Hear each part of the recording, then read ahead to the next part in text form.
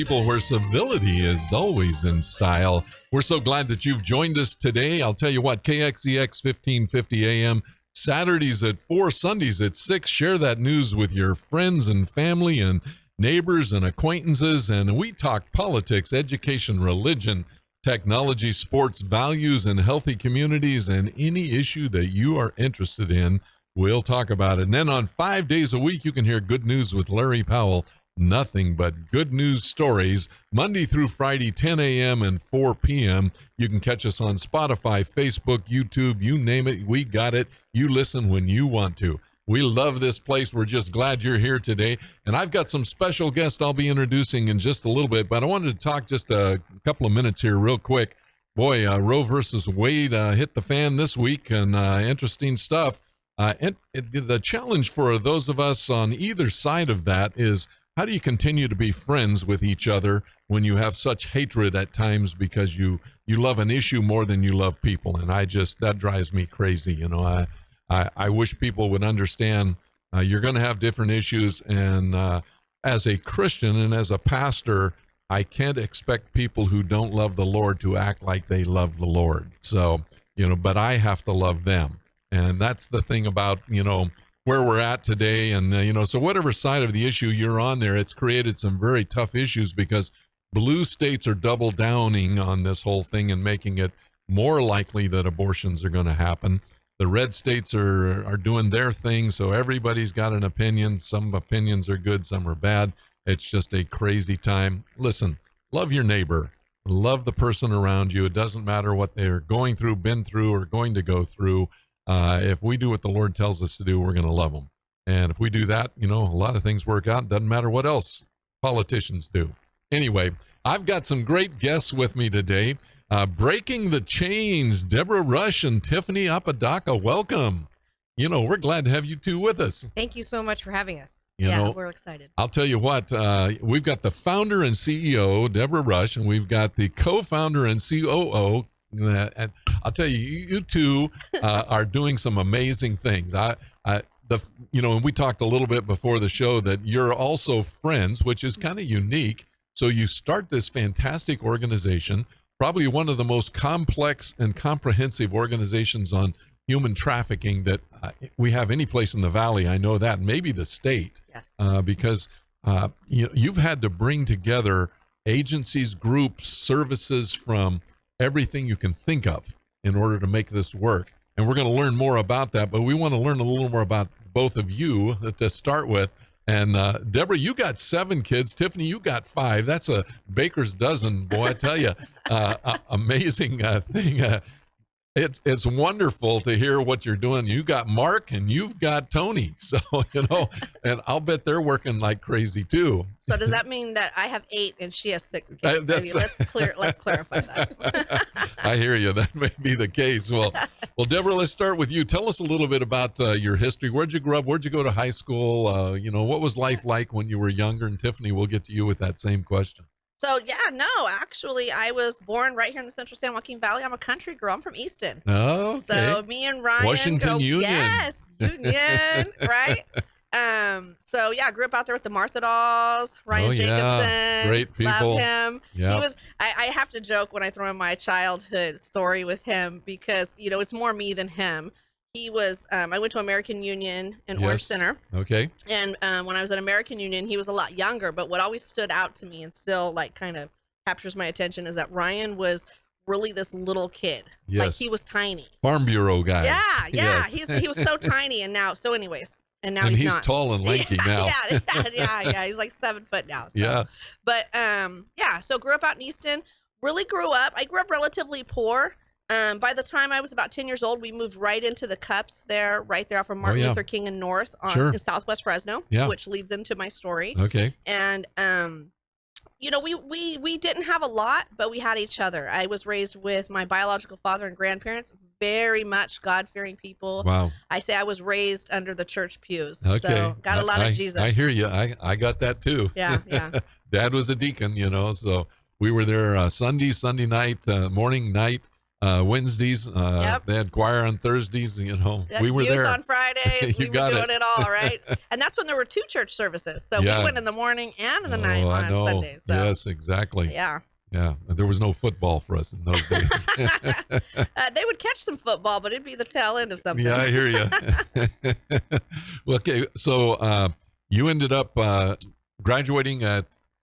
I wish. Okay, so tell me a little. Actually, and the reason I bring that up is I want folks to know that even if you don't make it through high school and things, there is an amazing life out there afterwards, and it's a matter of what you set your mind to. Well, I have to say, and not to pivot too far from your question, but the resources that we have specifically here in the Central San Joaquin Valley are absolutely incredible. We are so greatly resourced throughout this valley, and I'm really hoping that more people will take advantage of that.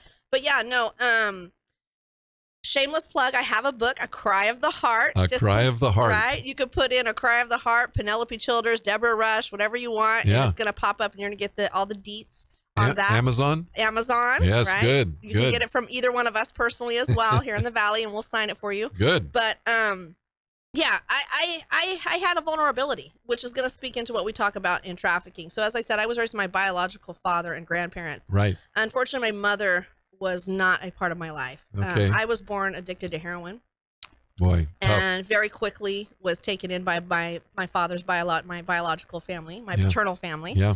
And so that left a really incredible vulnerability. The one thing I want to say is I'm also known as a trauma professional, or what I like to call, I'm a mind geek. Yes. Right? That's how we developed Breaking the Chains, was really the passion I have to figure out how the brain wires and fires and how trauma impacts people. Oh, absolutely. As a child, we didn't see as much of the traumatic response, which we don't often see with PTSD and complex compound trauma. Right. That happened once I hit puberty. And once I became a teenager. It is delayed, isn't it? Oh, yeah, yes. Absolutely. So once I became a teen, I became very rebellious, very angry, and nobody could really, we don't have the resources and information we have now. So people were kind of like, what is going on with this kid? Yep. And so unfortunately, no, I won't say that, because he's serving at Langley protecting our country now. I have a 26-year-old who was raised with me. Okay. So I had my first child shortly after my 16th birthday. Gotcha. And so I had to kind of take a break from school and raise a kid. I hear you. Well, my daughter and son-in-law have 2 meth-addicted babies that were born and they adopted. And so I understand, and so I'm really into the trauma-informed instruction and trying to handle those kinds of things, especially in education, because we can't assume that they will act in a typical way, because their brains are wired differently, and you have a lot of work to unwire that, and get them back. And there are a lot of things you can do, and then all of a sudden, it'll just be out of the blue, crazy. It just goes in a different direction, and you have to understand you still love them. You're going to take care of them. You're going to help keep working on it. And it's 7 times you're saying something. Well, and even beyond that. So if you even go beyond the wiring, yeah. Again, not wanting to pivot too far in the weeds here, but even if you go beyond the wiring, you also got to factor in that those kids, as much as I'm sure your children love them and my father loved me, have some core vulnerabilities. Yes, they do. Because there are some areas we know the devil comes in and attacks us, right? No doubt. From as early as possible, and says, which I know Tiffany's going to be able to speak to in her story, that where you start feeling undervalued, right? Yes. What's wrong with me? Why didn't my parents want me? Why didn't they take care of me? Why wasn't I worth enough for me? That's my thoughts. Why wasn't I worth enough for you to stop your addiction and take care of me? My daddy tells me he loves me and there's nothing he wouldn't do for me. What's wrong with you? Yeah. So thus, what's wrong with me? Yeah, absolutely. We've gone through a little bit of that in these early stages with the grandkids, but boy, we love them. I mean, they're thriving right now. That's really good. Tiffany, tell us a little bit about your story. Where'd you grow up, and are you a local girl or? I'm a local girl. Okay. So born and raised in Fresno, on the Ashland and Hughes area. Okay. I was actually born to a couple teenage parents. My mom was 16 when I was born, and my dad was 15, and this was in the 70s. Okay. Back then, there wasn't a whole lot of teen pregnancies happening, and if it was, you were kind of sent to a Catholic convalescent. No, that's right. It was separate, just like special ed land used to be. Right. Take kids and get them off campus, and now we incorporate everybody together, and you learn better, Right, yeah. Right. So with that being said, unfortunately, my father came from a very strict Catholic family here in Fresno. and he did not want me to be known to his family. Oh, so course. I was kind of like the secret child to my mom. My grandmother actually embraced my mom and let her make the decision. Wow. And my mom decided that she wanted to keep me. Yeah. And just to go ahead and go through life. My mom actually graduated valedictorian. I was the first baby. I was the reason Fresno High started their childcare. Oh, I love it. I was the very first baby that was in the childcare at Fresno Is High. that right? Yeah. So Wow. it was really awesome. Her ID card for a long time, I wish I still had it, but instead of her picture on it, it had mine on there. Is that right? Yeah. Wow. Yeah. So early on, things were really good. But, Yeah. Unfortunately, things started to take a little bit of a turn. Well, you know what? Let's hold that thought. Okay. We're going to take a break here, folks. I can't believe how fast these segments go when you're talking to people who have really good stories, interesting stories of redemption at the end of it, and so that's a really good thing. You're listening to Powell to the People, where civility is always in style. We'll be right back. You're listening to Powell to the People. Write it down. Facebook folks, thanks so much for listening. We're really glad you're with us. Hit that share button and make sure this goes out, because what you're going to get today about breaking the chains is some amazing information, and you've got to know somebody can use these services. So we all do. And so I want you to pay particular attention and share it. Thanks for being with us. The People on the best talk in town. Hey, welcome back. I love that Mark Lowry song, because some things never change. And for us, the thing that never changes is God's love and faithfulness. So we're really blessed with that. Tiffany, let's continue your story. You were beginning to tell us a little bit more in our first segment. So tell me what's happening. Yeah, so my early ages started off pretty good, as I would say. My mom ended up meeting a man who she ended up marrying, and he actually adopted me. So I was never told, and I was adopted by the time I was 4. Okay. So I was never really told that I had a different dad. But unfortunately, by the age of 9, my biological father killed himself. Oh, boy. And at that point, people started reaching out. Did you find that out at 9? At 9. Yeah. So I was told that this person wasn't my dad. This person, my dad, but he actually passed away. And then, unfortunately, the people started reaching back out to my mom. So because in the 70s, right? So that's when all of the drugs and partying was starting to happen. Big time. So all of my biological father's side, and all of his friends, everybody were partying. Me coming into my mom's life, she pulled over and kind of did the whole school thing and took care of me. So she was removed from that situation, which was awesome, right? Yeah. For me to get a good start. Yeah. But unfortunately, when the news started coming to her that he had actually killed himself, that changed something in her. Wow.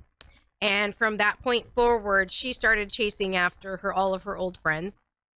She abandoned me and my other 2 sisters with my adopted dad. And this is still 9, 10. This is 9 years old. So all of this happened between 9 and 11. I was told that this person wasn't my dad. This person was my dad.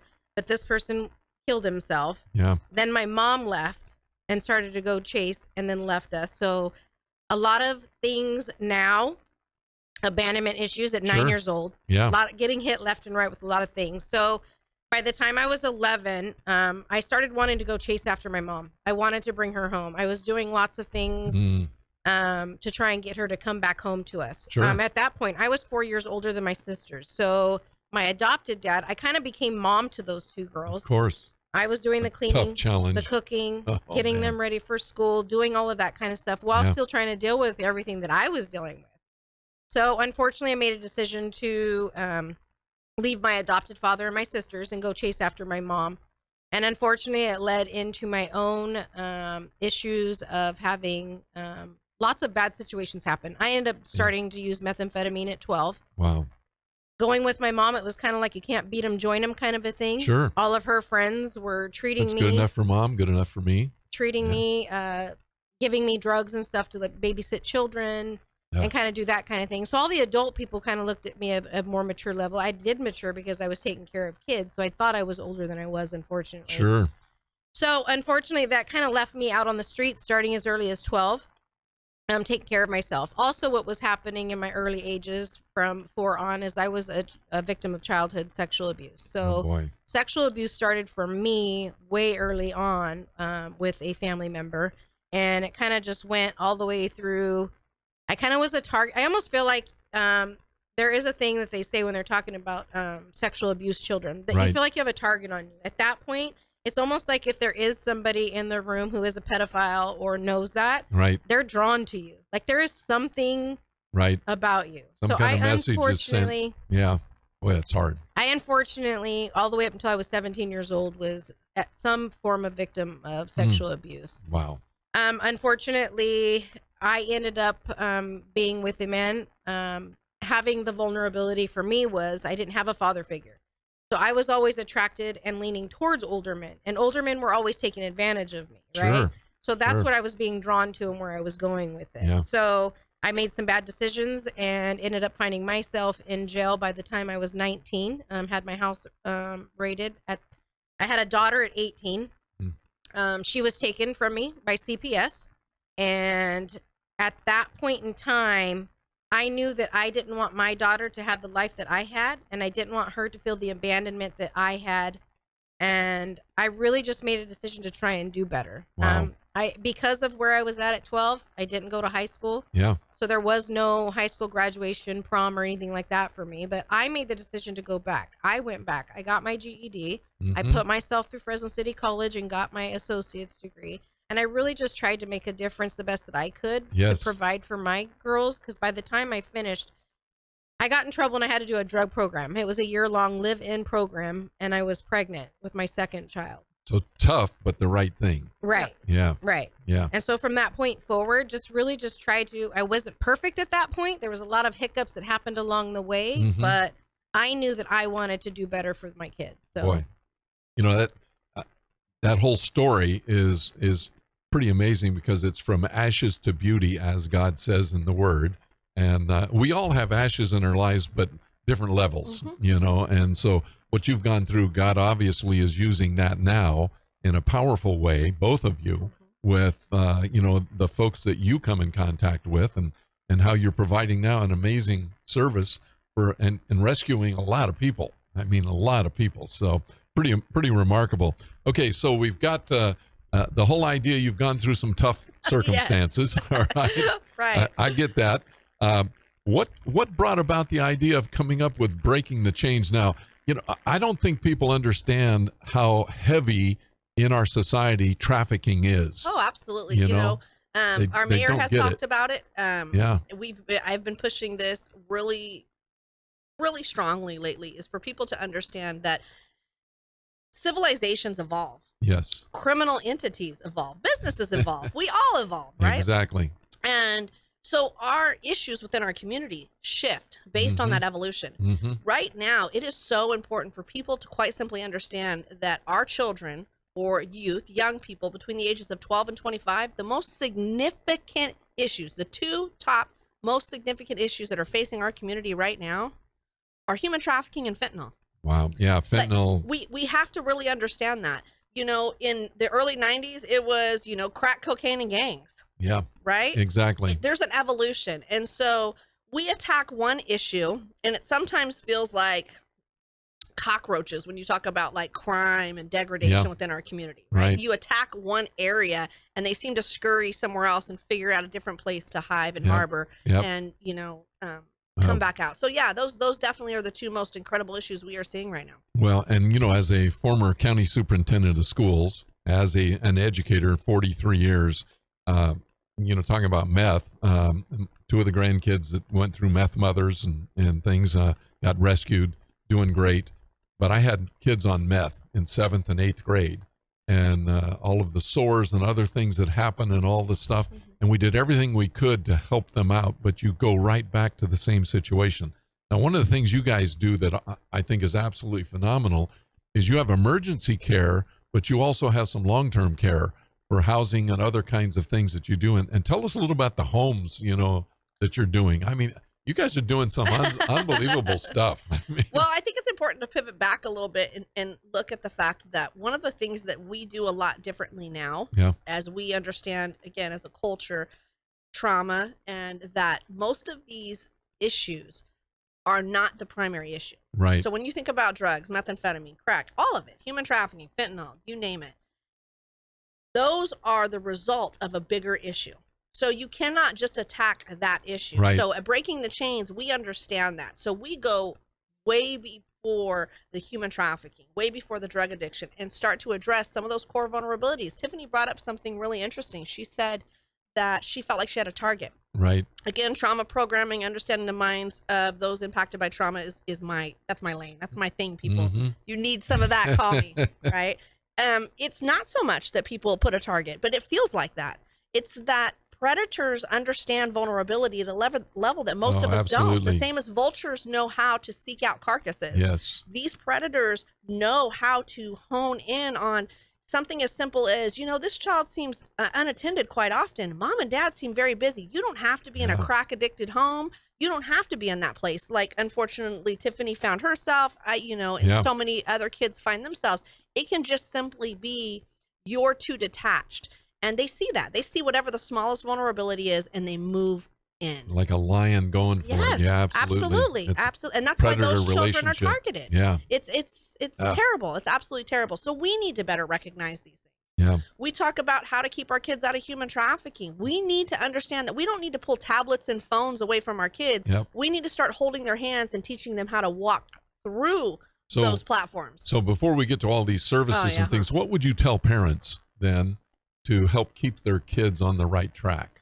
What do parents look for in terms of a kid that might be vulnerable when they're out at school, when they're out with friends, things like that? Definitely, we have all the same skills we need to identify red flags. We've been talking about it since Nancy Reagan, right? Stranger danger, just say no. So when you think about all the information that comes in those areas, you want to look for a child or an individual that's starting to be disconnected. If there's been a sudden shift in behavior, social circle, grades, work, whatever you call it, that's your first indication that something's wrong. And as we go through this, we can talk about how those flags get deeper to point back to trafficking. Yeah. Okay. Sounds good. So you obviously work with teachers as well, helping them understand what they should look for and what's happening. And we try to do the same thing with in-services and bringing folks like you in, to do those in-services with. But what I'm finding is that it's younger and younger and younger that it's happening, that kids are getting trapped quicker. Mm-hmm. And so we can't assume that they're going to be okay up to a certain age even, but they're getting caught quicker. And it's such a tough thing. Folks, we're at the end of our second segment here. I'll tell you what, I love what you guys are doing, and we're going to learn more about it and how to access some things. Your website is btcfresno.org, and you can get information. Your phone number is 559-492-1566. And folks, if you want to learn more and find out what's going on, you can do two things. You can contact either the website or the phone number, or you can listen to this show and then pass it on. We're going to be right back with Powell to the People, where civility is always in style. You're listening to Powell to the People. Write it down.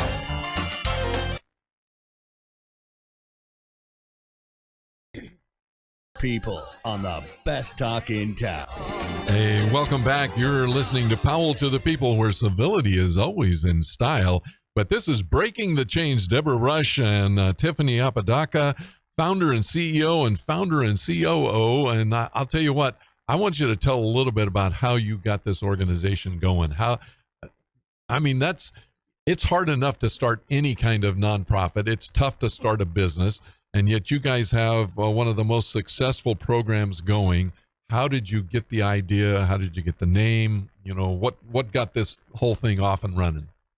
I'll start just by telling you how I came to Breaking the Chains. Okay. Breaking the Tiffany, Chains. share with us. The actual name came from Debra, and she'll be able to tell that right now. For me, it was that feeling of being unwanted, unloved, and chasing after things that I knew that weren't. In 2008, I actually found Christ. Neat. And for the first time in my life, I was able to understand that I was officially a daddy's girl. And daddy's girl by meaning that God was my daddy, and I didn't need to seek any further from that. Wow, that's powerful. So in 2008, I had started to just feel like there was something more that I needed to do to make sure that other people who felt like they weren't worth anything, yes, that they needed to know that they were worth something. So you had this desire in your heart to make a difference. You knew what you had gone through. You didn't want other people to go through the same thing. Correct. Yeah. Boy. And just wanted to, my pathway to church was down Golden State because my church at that time was next to Producer's Dairy. Okay. So driving down the road and seeing the women on the side of the road, I was being pulled. I wanted to pull over and talk to them. I was told time and time again by my pastor and my husband, like, do not pull over. But I was being pulled, and I felt like I needed to do something. Our church was assisting what's called the Ahikium home in Guatemala. We were sending funds. We were helping them. It was actually a sex trafficking house for little girls. Oh, wow. And so we were helping in that aspect, right? So I knew that there was something there. Sure. And then for me, what ended up happening is I was leading a women's Bible study. And Debra actually started attending our church and actually came to our Bible study. See, God does that, doesn't he? Right, right. And you'll hear a lot about how God just kicked this door wide open for both of us to do this. Like, nothing that we have done or created was by us. We're just being obedient and listening to what God wants us to do. Yeah, I love it. So she came in and talked about she had prayer walk scheduled for breaking the chains, that she, was told that if she marched 7 times around the city at the tracks that she actually physically walked on, that God promised her to bring a redemption from that. Wow. And she left that night, and that Bible study was David, a Man After His Own Heart by Beth Moore. And something just spoke to me, and I was told by God that I needed to come alongside her and help her any way that I could with anything that I knew, so that we could see what this was going to take. And then she can kick it off from there. She's the real boss, Larry. Let me tell you. That's what God said. God said, this girl is nuts. I love it. She's got ADHD. I don't know if I can keep her on track. Tiffany, I need your help. That's good. So you got this Bible study going, and all of a sudden, so how did you come up with the name, Breaking the Chains? That's it. That's really, really actually hilarious. Well, it's not so funny, I guess I should say, is Breaking the Chains was given to me in Bible study of my own. Like I said, I have a very strong Christian background. Okay. I have a lot of biblical opinions of my own. And same thing, 2008, it's crazy, same year, I find my way back to Christ. Right. And and I always seen everything that was happening as these, in my mind, these spiritual chains. And so at this point, I was already knee deep in really starting to investigate what human trafficking was and how trauma impacted the brain. So again, another shameless plug, get the book for the details. But I was actually rescued after being held captive. That was a cry of the heart, folks. A cry of the heart, okay. Right? So I was taken by a gang member, held captive for 10 months, rescued, right? That should be the end of the story, Larry. That should be it. Wow. Pastor. Yeah. That should be the end of the story. I almost felt bad. Like, Jesus is like, you're talking to? Yeah. That should have been the end of the story, but it wasn't. In 1999, there were no systems in place to expose human trafficking. Ultimately, I don't even think we knew the term. Didn't even know the term. Yeah. Right? Didn't even have a term for that. And 2 years later, I found myself back out on the streets self-exploiting. It's a story, right? And it took me 6 years to get out of an even darker place. That was something that now, just like you said, how do we get them? You said it earlier. You said, we're looking at these kids and they keep going back. Like, how do we stop that? Right. That was the issue for breaking the chains. So as I began to understand trauma a lot better, I was going to school, getting certifications, embedded in being a mind geek and really more selfishly trying to figure out what happened to myself. Lots of little tidbits I'm giving you guys. Remember, 100% of the proceeds of this book come back to Breaking the Chains, 100%. That's neat. Penelope is so generous. She donated it all back to us. So your support of this book supports Breaking the Chains. A cry of the heart. Amazon. I'm a second-generation survivor. My mother, heroin addict, prostitute. So how did this generational curse befall our family? Yeah. Through that, I started to realize exactly what I said in the second segment. That trauma is something that enters in through a gate that then has all of these post responses like drugs and gangs and human trafficking and all these other things. Right. So we need to attack this issue. So from that point, there's chains. There's all these chains we need to break off of us. That's where that came from. And then as far as the start, I really have to point this back to a gentleman in our community that needs probably no introduction and is just probably absolutely one of the closest people to God that I know, and that's Tom Summers. Oh yeah, Tom's a good buddy. Long story short, I walked into his office looking for a Christian-based job. I was tired of working in a secular position. Yeah. I was a Sunday school director at this point and stuff, and people were saying things that, you know, that little ghetto in me was wanting to come out. So I was like, Jesus, you need to get me out of this situation before I end up back in the Fresno County Jail. Yeah, I love it. And I walked into Tom's office looking for a job, and truthfully, what I have to say happened is I walked into his office saying, look, Tom, there's this big issue. It's called human trafficking. I need to explain it to you, because he was asking me about my criminal record to help find a job. Sure. Because he's famous for helping people absolutely. rebuild their lives, right? Yes. And I always felt like I needed to explain before he's seen all these horrible things in my past. Yeah. So I started telling him about human trafficking. And the funniest part is that I started telling him, somebody needs to do something. Don't you know the mayor? Don't you know the police chief? Don't you know these people? Come on, Tom, step up. Tom, I need you to go rescue these girls. Yes.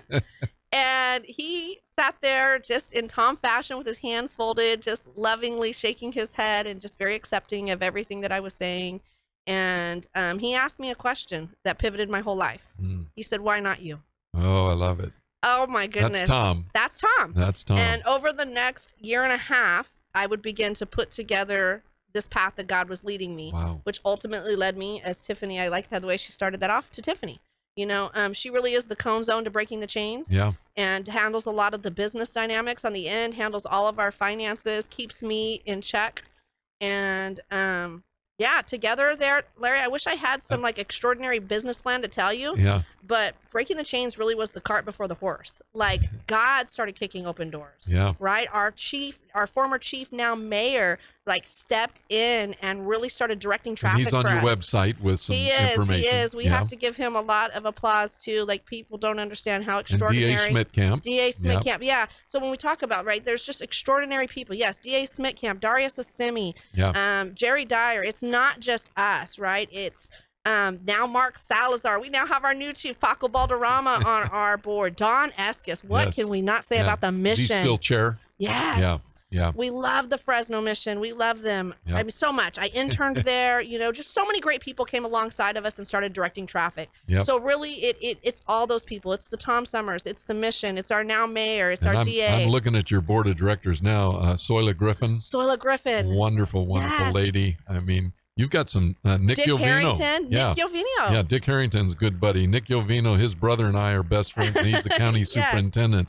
You've got some powerful people. You got, Miko Anderson. I mean, it is an amazing, Mark Salazar. You've got just some amazing, Curtis Chastain, it's incredible. What do you got? Sandra Carnahan. Yes. It's a powerhouse board. And you know what happens with that? And the really good thing about it is it gives a level of credibility. When you have a good desire, you've got a plan to get someplace, you don't know exactly how, but you put people like this together, other people will step up. Well, let me tell you, this is God that put people like to put these people together. None of these people have any rational reason for trusting me, and that's what I say about Jerry. I always give this. That's my applause for Jerry. Yeah. And it might be controversial, and I don't care. I'm going to tell you I'm the biggest Dyer defender. If you got something to say about him, don't ever say it to me. I promise you that. But he had no reason to allow us to stand on his shoulders. Yeah. As a police chief, I am a former prostitute with no clout, no connections of any kind. I didn't walk into his office with an army of people behind me other than Tom Summers. Yeah. Right? I think he did it as a personal favor to Tom, to be absolutely honest. And for him to just really step up and allow us to stand on his shoulders and then begin to help us gather these people, that's all God. Yeah. That's his heart after Christ. And for D.A. Schmidt Camp, again, somebody who came right alongside. These are the people who have helped clear a path for us. Remember what Jerry said, Jerry Dyer, our current mayor, he said he started seeing the women on the street with different eyes. Yeah. And he started seeing them as victims, not as perpetrators. Right. And so it changed the whole idea of what was going on, So that's powerful, really powerful. Right. It was a great statement that when we drive down that boulevard and see them out there, we got to be praying for them. We got to be finding, opportunities with breaking the chains to provide financial support, people support, a lot of different things, so we can absolutely break the chains for this. And I want to talk more about the services that you have. And I can't believe we're done with our third segment. I'll tell you, you guys have so much good information. I can't get it all out there in one show. We'll probably have to do this again, you know. Yes. So, but we've got one more after this. Folks, we're sure glad that you're with us. You're listening to Powell to the People, where civility is always in style. And I've got with me two power-packed people, Debra Rush and Tiffany Apodaca. Some great stuff. You want to hear more. So be right back with us in just a couple of seconds. Thank you. You're listening to Powell to the People. Write it down.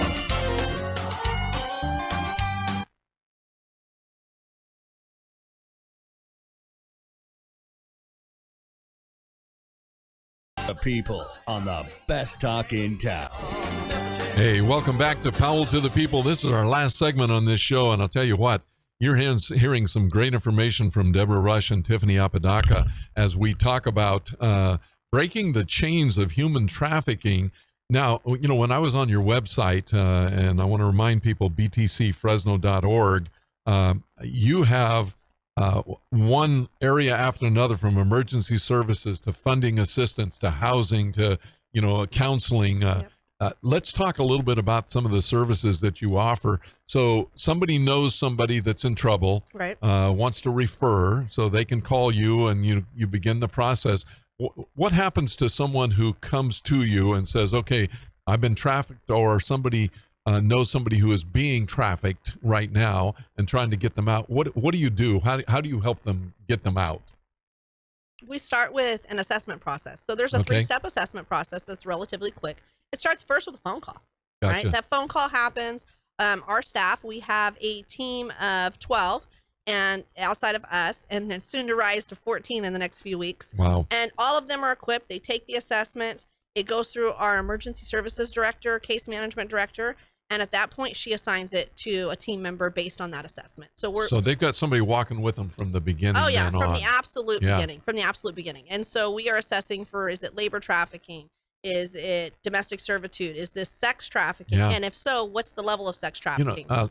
talk a little bit about that. It's not, we have this one term, trafficking, Right. but there are certain, you know, categories. Right. Tell a little more about that. So human trafficking, I tell people, it's kind of like vegetables, right? All tomatoes, well, I don't know if tomatoes are controversy as vegetables, right? So maybe I should change that up. Let's say all carrots are vegetables, but not all vegetables are carrots. Yeah. Right? Gotcha. All labor trafficking and sex trafficking is human trafficking, but not all human trafficking is either one of those. Gotcha. Right? Yeah, that makes sense. It's you know. very, so you have labor trafficking, you have domestic servitude, you have debt bondage, Yeah. you have, again, the most I'll get prevalent. you here, but you're going to work for me for Right. 7 years or whatever, and then it ends up 20. Right. And I Yeah. don't think it's actually the most prevalent, but it's the most identified, which is sex trafficking. So that's what we see the most of. Gotcha. And yeah, and so we assess for those things. They go through that assessment process. They are then assigned to a proper department. So it's either non-residential, which serves our adult population, our non-residential, and our TAY youth. And then we have our residential unit, which is our most comprehensive care unit. So these are individuals that need to come through that process because some of the complex compound trauma they've experienced is so severe, they really are having difficulty functioning on a day-to-day basis. Yeah. Or they have some sort of debilitating drug addiction. From that place, we partner with other And they organizations. can't get out of it by themselves. No, they can't. Right, It's right. just not going to happen. Right. Yeah.